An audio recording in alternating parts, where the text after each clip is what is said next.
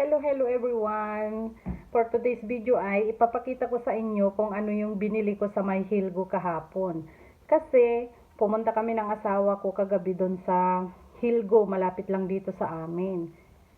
Tapos habang naghahanap-hanap ako ng lotion, nagtitingin-tingin ako, nakita ko itong Jabon de Manos guys na Flor de Lavanda sabi.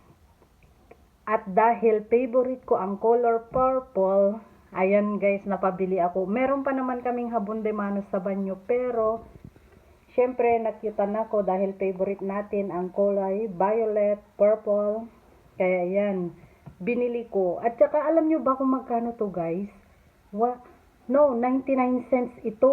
Wala pang €1. Bueno, 1 sentimo lang naman, €1 na. Pero mura na 'di ba? Kasi pag sa iba mo bilhin ito, nasa €2 na to. Pero tingnan nyo naman, oh, ang cute. Flor de Lavanda. Dahil favorite ko ang kulay purple, ayan. Napabili ako ng wala sa oras, guys. Ang cute, di ba?